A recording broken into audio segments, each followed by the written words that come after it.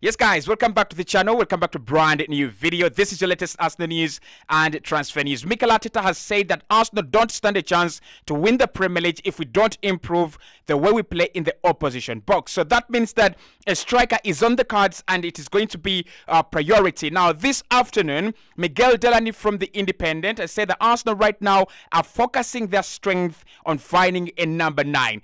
That is not going to be easy, he says, because Arsenal have financial fair play, problems, and also our striker shortlist includes players that are more possible to sign in the summer rather than in January. But of course, we're going to be diving into some of the names on that list because they are absolutely interesting. They're deals that are very difficult to do, but if you want to be a top side, that is where we are. That is what we've got to do. We've got to do the important deals, the difficult deals at a very difficult time. So, do you agree with Mikel Arteta that maybe the way we score goals and the way we attack the opponents does not guarantee us a title? Because I've said that in my match reaction, and everyone said I was overreacting. A couple of people did agree with me, of course, but Mikel has said it in his press conference against West Ham, against Fulham. He said if we don't improve the way we score goals, we are not going to win the title. So hit the like button, subscribe to the channel as well. Let us see what Edu is cooking on that list of strikers that he would love to try to sign in 2024, especially in January. Right, number one, of course, right up there is is Ivan Toney. Now, according to Miguel Delaney, again, he gives us a very important update on Ivan Toney this afternoon. Yesterday, The Athletic, through their main reporter, David Ostain, had actually said that Arsenal don't stand a chance to sign Ivan Toney because of the price and FFP. But Miguel Delaney says that Arsenal are looking for a way. If there is a way, if there is a path that we can actually hijack to sign Ivan Toney, the Arsenal are going to try to do that. Brentford will be asking for 100 million. And again, Miguel Delaney resonates with that. He says that is true. According to The Athletic, according to Fabrizio Romano, that is actually true. They will be asking for 100 million. But what Arsenal want to do is to find a way, to find a loophole within Brentford's structuring of that deal, if they can give us Ivan Toney in January. So this is a deal that's going to take some time. And like I've said before, he wants to join Arsenal. He wants to move in January, and Arsenal want to do this deal in January. Why? Because they think, and we feel, it is the deal we are going to do. It's the deal that is easier to do. We're going to be diving into some of the other names, and they're absolutely very difficult, deals to do until it comes to the summer. But with Ivan Toney, he's not played for Brentford for a long time, and that could be the reason that Brentford go, well, he's not been here for half a season. If we get some good money without him playing for a long time, maybe that is the opportunity for us to cash in, right? So Ivan Toney still leading that race, still leading the list of strikers Arsenal want to sign. And Miguel Delaney says that deal Arsenal are looking to do in January. We are not looking to do it in the summer alone, but we think it can be done in January. Now, don't ask me what I think about this one. I think it's one that's going to shape up to be one of the biggest sagas of the January transfer window. I won't be surprised if Chelsea is there. And for the first time in my life, I want Chelsea to be part of this transfer deal. Why? It just brings attention to Brentford. It brings attention to Brentford that, listen, maybe we could get some good money in January. So if Chelsea offer around maybe 50 million and Arsenal can offer 60, 70 in a different kind of structure, it would actually work for us. Because it wouldn't make sense for me if Arsenal fail to sign Ivan Toney in January, and we fail to win the league, and then we sign him in the summer. Eventually, it doesn't make any sense. Sign him in January if you can. Find a way. You get him in January, and then you can start paying the installments in the summer. There's no problem about that. I think Brentford know our financial fair play situation. That is why they gave us David Raya. That is one of the ways we can actually sign Ivan Toney as well. But it's a very interesting, story that is actually growing there. David Ornstein is still very adamant. He does not know of any developments and movements in that direction from Arsenal to Ivan Toney and Brentford. And Miguel Delaney from The Independent saying they want to do it in January, and Ivan Toney wants to join in January as well. So let's wait and see what comes out of there. But I'm really pretty very sure we will try something in January on Ivan Toney. And if we do not, then we do have options according to Miguel Delaney. And the next one there is Dominic Solanke. I've talked about Dominic Solanke on the channel before, and I'm not going to really waste a lot of my time on Dominic. Now, he is on fire, and by the time this video comes out, Dominic Solanke will have scored probably 13, 14, 15 goals this campaign so far. But we are looking at 10, 20 goals from a striker that comes in the last part of the season. That is not Dominic Solanke, man. That is not Dominic Solanke. That could be Dominic Solanke 2025, 2026, 2027. I don't think that's what Arsenal are looking for. And again, the structuring of the deal, there is no way Brentford are going to sell to you Dominic Solanke on loan in January. It's either you overpower them by paying a lot of money and paying the player a lot of money as well. But if you do not have money, you cannot take Brentford's best player at the moment unless they are crazy. And they are not crazy, right? So Dominic Solanke wanted by Arsenal as an alternative to Ivan Toney. We've done this story before, and Miguel Delaney again comes out to say they want him. They want him as an option. They look at him as a deal that can be done, but they also look at him as a profile that the club doesn't have at the moment. Now, apart from Dominic Solanke, there is Dusan Vlahovic. Dusan Vlahovic wanted to join Arsenal in the summer, according to reports, but Arsenal were really very interested in Dusan Vlahovic in the January winter window of 2022. So with Dusan Vlahovic, I've said this before on the podcast, right? And I'm going to say this on my personal channel. I think Dusan Vlahovic is available in January. Why? What kind of logic am I using? Absolutely zero logic. Don't ask me why I think. I just think. I think Juve are really doing well at the moment. But Juventus do have financial problems. And they will welcome any offer in any player, for me, that they think serves their financial position, makes their financial position better. It's the same thing with Barca. It's the same thing with Manchester United right now. It's the same thing with a couple of clubs. Everton, clubs that think they are on the brink of FFP disaster will sell. Juventus have already served the punishment, and I don't think their finances are really going to become, much better overnight. So Dusan Vlahovic for 70 to 77 million, I will be surprised if Juventus don't actually listen to that offer. I'll be very, very surprised. And if we wanted him in 2020 January, and we were adamant, and we were, very, very convinced about him, I still think he's the same player, different club, different level, and maybe he's gone down a little bit.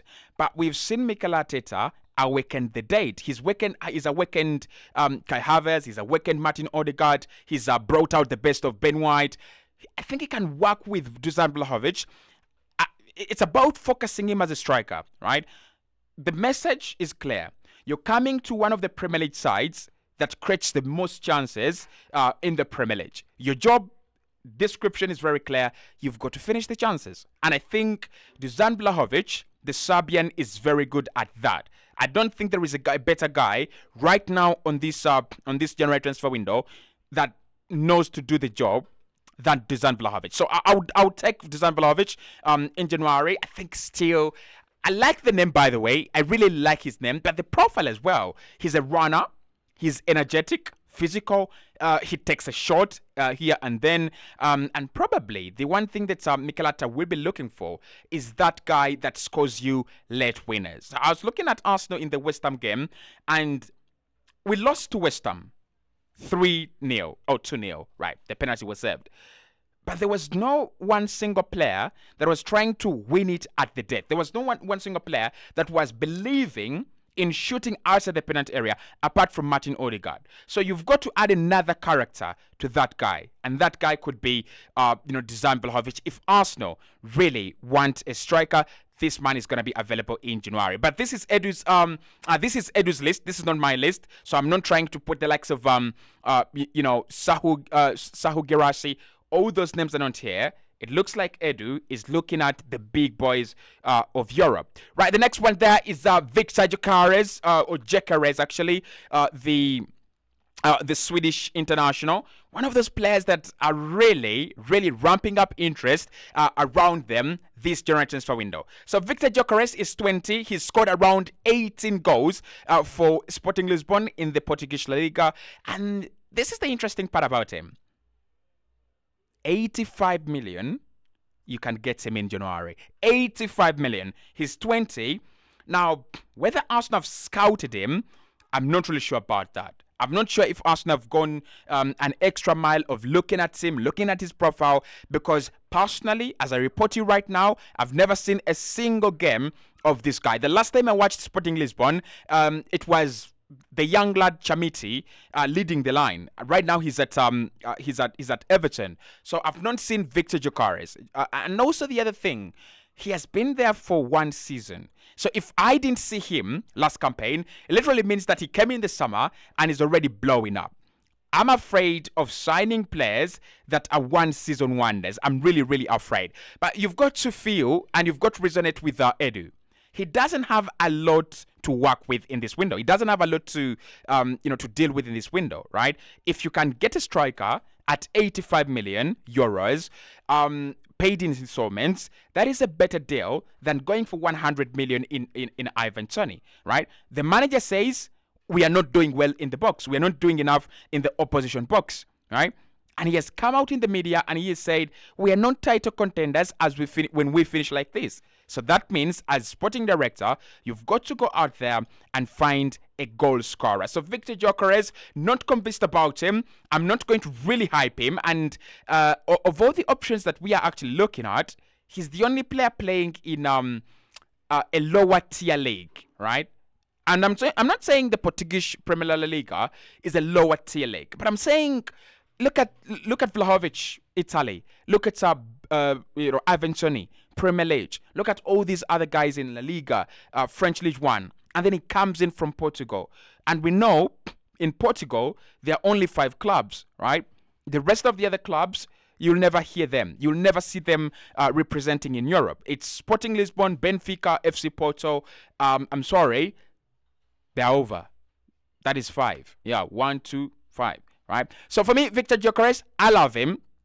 I think he's doing a great job as a player, but I don't think I'm convinced about him. But Edu thinks he could be on the transfer short list this January. Okay, next one there is Victor Bonifas. He is absolutely ramping up the goals there in the German Bundesliga. And boy, oh boy, you've got to sign a Xabi Alonso player if you want to really get some good action.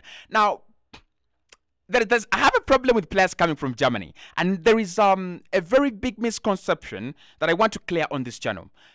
Players from Germany are actually not unable to compete alongside other players in Europe. The system in Germany and the systems in German football are quite very, very different. And you look at their football and you look at the football in the rest of the European leagues, it's quite very, very different. Like, very, very different. These are guys that literally play very open football, and these are strikers that are playing against weak defenses. The priority in German football has always been that midfield and the attack, right? So that's why it's until recent that we're hearing the likes of Van Eyck, the likes of Tapsoba, Schotterbeck. The focus for them in Germany has always been the attack and the midfield.